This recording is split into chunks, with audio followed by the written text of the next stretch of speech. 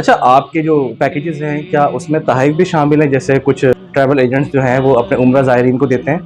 काज़िम भाई, पैकेजेस में जो आप ताइफ़ की बात कर रहे हैं ना, वो ताइफ़ हम उसको ताइफ़ काउंट नहीं करते, क्योंकि उसकी बाकायदा पेमेंट कर रहे होते हैं। जो चीज़ें हैं, बैग वगैरह हैं या उसमें पाउच है, अहराम है, ये सारी चीज़ें अगर आप खुद परचेज़ करने के लिए जाएँगे, मैक्सिमम आपको 4000 के अंदर ये सारी चीज़ें मिल जाती हैं। बहुत आसानी से और अच्छी चीज़, अपनी अच्छी क्वालिटी की। लेकिन आपसे जो है आपका ट्रैवल एजेंट जो है वो तकरीबन मिनिमम 8000 10,000 रुपए काउंट करता है। यानी कि उसको हम ताइफ़ तो नहीं बोलेंगे ना, वो तो आपके पैसों से आपको कोई चीज़ दे रहा है। आपके इन पैकेजेज़ के अंदर तीनों टाइम का खाना भी शामिल होता है? क्योंकि ज़्यादातर जो लोगों का कंसर्न होता है, वो सबसे ज़्यादा अपना खाने को ही लेके होता है।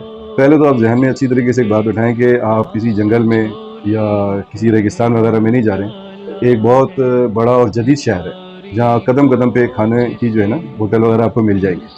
अच्छा, आपका ट्रैवल एजेंट जो खाना काउंट करता है, वो आपसे 3 टाइम का खाना तकरीबन 30,000 रुपए काउंट करता है, जो अगर रियाल में काउंट करेंगे तो 400 रियाल। और अगर उसको मिनिमम, क्योंकि 4 दिन का उसमें खाना शामिल नहीं होता है, जो ट्रैवलिंग की आपकी जो सब होती है, मक्का मदीना, जद्दा मक्का, इसमें 4 दिन नहीं होते। तो 16 दिन एक हो गया आपको 25 रियाल। 25 रियाल में सबसे पहले तो आप हो गए बॉन्ड, कि आपको फजर की नमाज के फ़ौरन बाद आपको खाना नाश्ते के लिए आना पड़ेगा। ज़ोहर की नमाज के बाद 1 घंटे के बाद आपको लंच के लिए, और इशा की नमाज के बाद आपको डिनर के लिए। मतलब आप, पहली बात तो ये कि आपके पास जो 15 दिन, 20 दिन या 25 दिन या महीना जो भी है, तो पहले ज़हन में आप ये रखें कि ये आपके पास कीमती तरीन दिन है, जो आपने खाने के ऊपर फ़ोकस नहीं करना। हो सकता है अल्लाह ताला आपको बार-बार लेके जाए, लेकिन ऐसे बहुत सारे लोग होते हैं, जो दोबारा जाने के लिए बड़ी मुश्किल हो जाती है उन्हें। तो खाना आपको ऑटोमेटिकली ताज़ा और आपकी मर्ज़ी से वहाँ होटलों में मिलता है, और इससे कम में मिलेगा। तो ट्रैवल एजेंट्स जो है वो हज और उम्रा के नाम पे जो लोगों से बहुत ज़्यादा फ्रॉड करते हैं, ये भी अपने देखने में आया है कि अक्सर औक़ात उनके पैसे भी लेके भाग जाते हैं। देखिए सर, इसके बारे में तो शायद कोई कुछ नहीं कह सकता, क्योंकि हर बंदे का अपना ईमान है। और लेकिन इतनी बात मैं बता सकता हूँ कि लोग किस तरीके से जो है ना अपने इन चीज़ों के लिए, उम्रे के लिए, हज के लिए पैसे इकट्ठे करते हैं, हमें आइडिया है। और ऐसे पैसे जो लेके जा रहे होते हैं, मेरे ख्याल में काबिल माफ़ी नहीं होते। हज और उम्रा के दौरान जो है बाज़ लोगों का ज़ियारत के हवाले से भी अपना कंसर्न होता है कि यार हमें फ़लानी जगह की ज़ियारत नहीं कराई गई, या हमें इस जगह लेके नहीं गए, हमें उस जगह लेके नहीं गए। लेकिन सर, इसका सबसे बड़ा आसान सा तरीका ये है कि जब आपकी कमिटमेंट हो जाए किसी भी ट्रैवल एजेंट के साथ, तो आप उसको जो है रिटर्न में लें, कि भाई हमारे साथ जो इस पैकेज में है वो कहाँ-कहाँ की ज़ियारतें हैं और कौन-कौन सी ज़ियारतें हैं। ताकि एक चीज़ रिटर्न में आ जाएगी आपके पास, तो आपको भी शिकायत नहीं होगी, ताकि ट्रैवल एजेंट भी जो है वो वहाँ पर आपको परेशान ना करे या आप उसको ना करें परेशान। क्योंकि जो चीज़ रिटर्न में आ गई आपके पास, जो आपसे कमिटमेंट हो गई है, वो उसको पूरा करने का पाबंद है। ज़्यादातर जो ट्रैवल एजेंट्स हैं, हज और उम्रा के जो उनके अपने पैकेजेस वगैरह होते हैं, वो उसमें मक्का मदीना से जो है वो होटल का फ़ासला जानबूझकर बहुत कम लिखते हैं, ताकि सादे लोग जो है वो उनके जाल में फँस जाएँ, और अक्सर औक़ात तो ऐसा भी देखने में आया है कि होटल तक बदल देते हैं। 90% ऐसा ही होता है, अमूमन यही होता है कि जिस होटल का डिस्टेंस वो बता रहा होता है कि 500 मीटर, पता चलता है जब वहाँ जाते हैं तो 800 मीटर, 1000 मीटर, फिर घुमाने फिराने के लिए कि भाई यहाँ से डिस्टेंस काउंट होता है, यहाँ से डिस्टेंस काउंट होता है। मतलब एक गलत जो है ना तासुर है। दूसरी बात, ये ऐसा होना नहीं चाहिए, और अल्लाह का शुक्र है कि हमारे साथ जो गए हैं, उन्होंने कभी इस चीज़ की शिकायत नहीं की, बल्कि हमने तो उनसे अच्छे से अच्छा करने की कोशिश की। किसी का अगर शटल होटल है, तो हमने उसको भी वॉकिंग डिस्टेंस पे लेकर आए। सरकारी हज और प्राइवेट हज में बुनियादी तौर पे क्या फ़र्क है?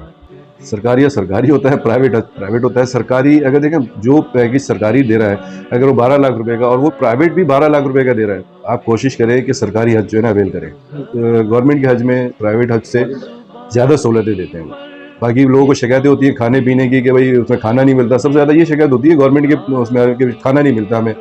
हुकूमत पाकिस्तान की तरफ से जो हर साल हज पर पैसे बढ़ा दिए जाते हैं, आम आदमी की पहुँच से तकरीबन हज करना तो बिल्कुल नामुमकिन सा होता जा रहा है। इस हवाले से आप क्या कहेंगे? लोग ये सोच रहे होते हैं कि शायद एजेंट वगैरह या पाकिस्तान गवर्नमेंट पैसे बढ़ा रही है, ऐसा नहीं है।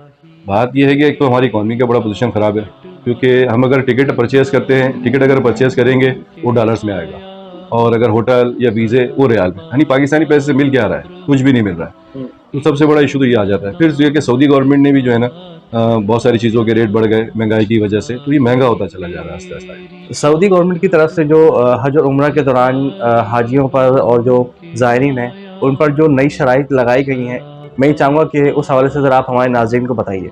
देखिए, वो एक लंबा इशू है कि वही क्या हुई है, लेकिन जो भी हुई है ना बहुत गलत हुई हैं। और अभी इस वक्त सब अब यूँ समझ लें कि हमारे पास कम से कम जो पैकेज एक समझ लें, अगर वो 1.5 लाख रुपए का था, तो सऊदी गवर्नमेंट की इन पॉलिसीज़ की वजह से वही पैकेज 2 लाख पे चला जाएगा। यदि कम से कम अगर 1.5 लाख रुपए भी थी, तो अब वो 2 लाख पे काउंट हो रही है। जब 2 लाख पे काउंट हो रही है, तो ऑटोमेटिकली बात है कि हर चीज़ पे असरअंदाज होगा। तो ये सिर्फ सऊदी गवर्नमेंट जो है, हम उनसे ये रिक्वेस्ट कर सकते हैं कि भाई आप इसको अपनी पॉलिसीज़ के ऊपर जो है नज़रसानी करें। इस साल 67,000 पाकिस्तानी हज पर जाने से रह गए, इसकी क्या बुनियादी वजूहात हैं? नाअहली और काहली की वजह से जो है इतने लोगों को जो है ना, उनके नसीब में हज नहीं लिखा जा सका। हो सकता है अल्लाह ताला अगले साल उनको इससे अच्छा मौका दे दे। रमज़ानुल मुबारक में अगर किसी ज़ायरीन को जो है एतकाफ़ में बैठना हो, जिन्होंने पैकेजेस वगैरह भी लिए हुए होते हैं, तो क्या वो उसी अपने पैकेज के दौरान रहते हुए एतकाफ़ में बैठ सकते हैं? और अगर वो एतकाफ़ में बैठना चाहें तो उसका क्या तरीक़ेकार होता है? 10 से 15 रमज़ान के बीच में जो है ना, उनका पोर्टल सऊदी गवर्नमेंट ऐप देती है, उसमें आप रजिस्ट्रेशन कराएं ताकि इत्तफ़ाक़ में जो बैठेंगे लोग, उनको 19 रमज़ान यानी सऊदी में जो रमज़ान की डेट है 19 रमज़ान, उनमें असर से पहले, ज़ोहर से पहले, यानी ज़ोहर और असर के बीच में लाजमी वहाँ पहुँचना है, ताकि आपको जो है वो अपनी फैसिलिटीज़ या अपने कार्ड वगैरह वो इशू कर सकें। अगर वो उसी पैकेज में भी शामिल हैं, मतलब हर ट्रैवल एजेंट ये करता है, तो उनको जो फैसिलिटेट करता है। कराची भर में बेशुमार ट्रैवल एजेंसीज मौजूद हैं, लेकिन हम आज़ैन ट्रैवल पर ही क्यों आए? हम 2018 से जो है आज़ैन ट्रैवल के नाम से काम कर रहे हैं, और अल्लाह का शुक्र है हमारे जितने भी उम्रा ज़ायरीन हैं जो गए हैं, उनको शिकायत नहीं हुई हमारे से। बल्कि सबसे बड़ी बात ये होती है कि वो हमें प्रेफर कर रहे होते हैं आगे अपने क्लाइंट्स को या अपने रिश्तेदारों को कि भाई आप इनके साथ जाएं। सबसे बड़ी बात कि जो कमिटमेंट करेंगे वो पूरा करेंगे, और जो डिस्टेंस बताएंगे वही डिस्टेंस आपको वहाँ मिलेगा। आप हमारी वेबसाइट पे भी जाके या हमारे जो है ना साइट के ऊपर भी जाके देखेंगे। गुजरी हैं घड़ी